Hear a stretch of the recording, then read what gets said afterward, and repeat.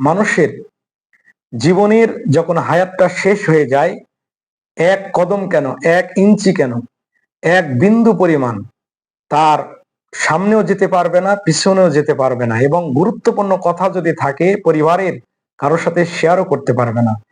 এজন্যই যেহেতু মানুষের জীবনের হায়াতের কোনো গ্যারান্টি নাই, এই জন্য আল্লাহ সুবহানাহু ওয়া তাআলা হায়াতের আগে মৃত্যুটা ব্যবহার করেছেন। মৃত্যুটা অনিবার্য, অর্থাৎ ভূমিষ্ঠ সন্তানের ডান কানে আজান, বাম কানে ইকামত দিতে হবে। এখন আসুন, প্রত্যেকটা নামাজের আগে আমরা আজান এবং ইকামত দিই, তারপরে নামাজে শুরু করি, নামাজে দাঁড়াই। কিন্তু সর্বশেষ মানুষের যে নামাজ, সেটা সে নিজেই পড়তে পারে না, তাকে কেন্দ্র করে তার আত্মীয় স্বজন, পাড়া প্রতিবেশী সবাই যাকে কেন্দ্র করে যে নামাজটা পড়ে, সেটা হলো জানাজার নামাজ। আরেকটা বিষয় আমরা লক্ষ্য করতে পারি, এই ইসলামী শরীয়তে 5 ওয়াক্ত নামাজের আগে আজান আছে, কিন্তু জানাজার নামাজের আগে আজান নাই। আজান নাই কেন? ওই যে ভূমিষ্ঠ নবজাতক যখন হলো, তার ডান কানে আজান এবং বাম কানে ইকামত দেওয়া হয়েছে। এই জন্য এখন মৃত্যুর জন্য সে প্রস্তুত, যে কোনো মুহূর্তে জানাজা হতে পারে।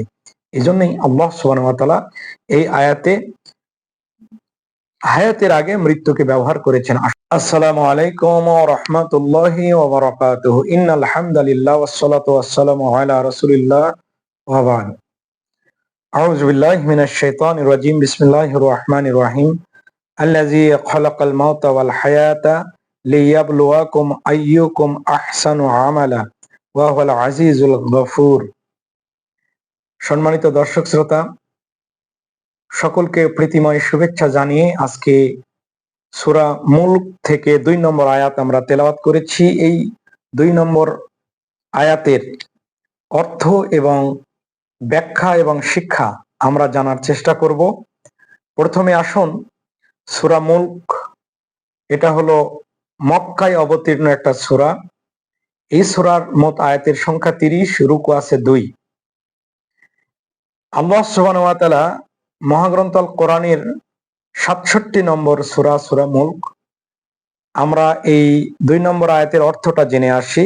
আল্লাহ সুবহানাহু ওয়া তাআলা বলছেন, যিনি সৃষ্টি করেছেন মরণ এবং জীবন, যাতে তোমাদের পরীক্ষা করেন যে আমলের দিক দিয়ে তোমাদের মধ্যে কোন ব্যক্তি সর্বোত্তম। তিনি মহাশক্তিধর এবং অতি ক্ষমাশীল। প্রিয় বন্ধুগণ আমার, আমরা দেখলাম আয়াত থেকে যে আল্লাযী খালাকাল মাউতা ওয়াল হায়াতা, আল্লাহ সুবহানাহু ওয়া তাআলা যে মৃত্যু এবং হায়াত, এই হায়াতের আগে মৃত্যুকে ব্যবহার করেছেন। কেন করেছেন? মুফাসসিরিন কিরামগণ কয়েকটি ব্যাখ্যা দিয়েছেন। প্রথম ব্যাখ্যা হলো, আমাদের আদি পিতা হযরত আদম আলাইহিস সালাম, তিনি প্রথমে জান্নাতে ছিলেন। আমরা সেই জান্নাত থেকেই এসেছি। আমরা যারা আদম আলাইহিস সালামের সন্তান, আবার যারা জান্নাতে ফিরে যেতে পারি, ফিরে যাওয়ার মাধ্যমই হলো মৃত্যু। এই জন্য এই সূরা মুলকের 2 নম্বর আয়াতে হায়াতের আগে মৃত্যু ব্যবহার করেছেন, অর্থাৎ যাতে একটা ব্যক্তি মৃত্যুর মধ্য দিয়েই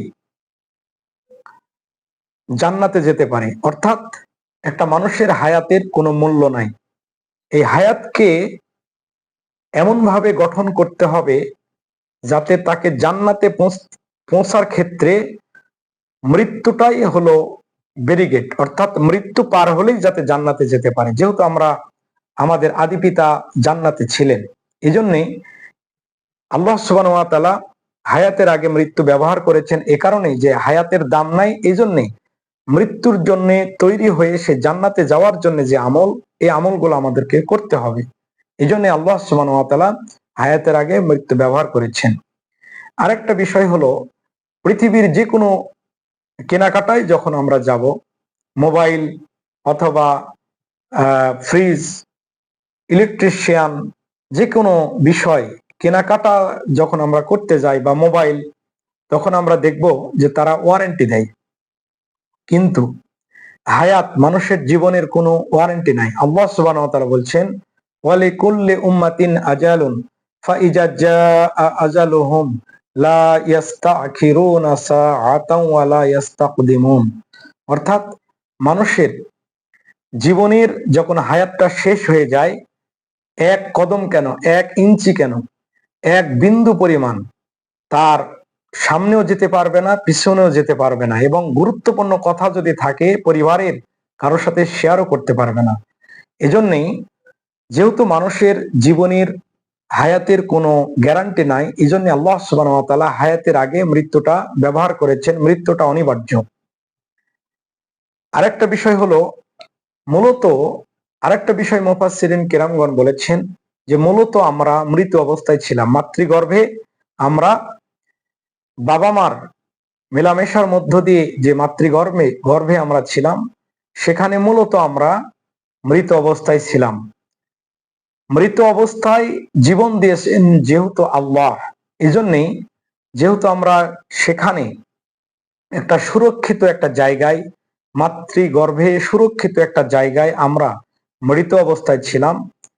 আবার এই সামান্য একটু সময় দুনিয়াতে এসেছি, এরপরে আমরা মৃত্যুর মধ্য দিয়ে আবার অনন্ত কালের জন্য চলে যাব। এই জন্যই যেহেতু আমরা আগে মৃত অবস্থায় ছিলাম, এজন্যই আল্লাহ সুবহানাহু ওয়া তাআলা এখানে হায়াতের আগে মৃত্যুকে ব্যবহার করেছেন। আরেকটা বিষয় হলো, মুফাসসিরিন কিরামগণ বলেছেন যে নবীজি রাসূল আকরাম সাল্লাল্লাহু আলাইহি ওয়াসাল্লাম বলেছেন, কোন নবজাতক যদি ভূমিষ্ঠ হয়, দুনিয়াতে আসে, তাহলে তার অভিভাবকের দায়িত্ব হলো ডান কানে আজান দিতে হবে, বাম কানে একামত দিতে হবে। অর্থাৎ ভূমিষ্ঠ সন্তানের ডান কানে আজান, বাম কানে একামত দিতে হবে। এখন আসুন, প্রত্যেকটা নামাজের আগে আমরা আজান এবং একামত দিই, তারপরে নামাজে শুরু করি, নামাজে দাঁড়াই। কিন্তু সর্বশেষ মানুষের যে নামাজ, সেটা সে নিজেই পড়তে পারে না, তাকে কেন্দ্র করে তার আত্মীয় স্বজন, পাড়া প্রতিবেশী সবাই যাকে কেন্দ্র করে যে নামাজটা পড়ে, সেটা হলো জানাজার নামাজ। আরেকটা বিষয় আমরা লক্ষ্য করতে পারি, এই জামে শরীয়তে 5 ওয়াক্ত নামাজের আগে আজান আছে, কিন্তু জানাজার নামাজের আগে আজান নাই। আজান নাই কেন? ওই যে ভূমিষ্ঠ নবজাতক যখন হলো, তার ডান কানে আজান এবং বাম কানে একামত দেওয়া হয়েছে। এই জন্য এখন মৃত্যুর জন্য সে প্রস্তুত, যে কোনো মুহূর্তে জানাজা হতে পারে। এই জন্যই আল্লাহ সুবহানাহু ওয়া তাআলা এই আয়াতে হায়াতের আগে মৃত্যুকে ব্যবহার করেছেন। আসুন, আমরা হায়াতের আগে যে মৃত্যুকে ব্যবহার করেছেন, এই মৃত্যু একদিন হবেই, সেটা 2 দিন পর হোক আর একদিন পর হোক, আগে পরে কোনো বিষয় নাই, সকলকেই চলে যেতে হবে এবং আল্লাহ সুবহানাহু ওয়া তাআলার দরবারে আমাদেরকে দাঁড়াতে হবে। এজন্যই দুনিয়ার জীবনকে আমরা পরকালের কল্যাণ কামনায় দুনিয়ার জীবনকে যাতে সুসজ্জিত করতে পারি, কোরআন এবং হাদিসের আলোকে, এই প্রত্যাশা ব্যক্ত করছি। সকলের সুস্বাস্থ্য এবং দীর্ঘ হায়াত কামনা করে আজকে শেষ করছি।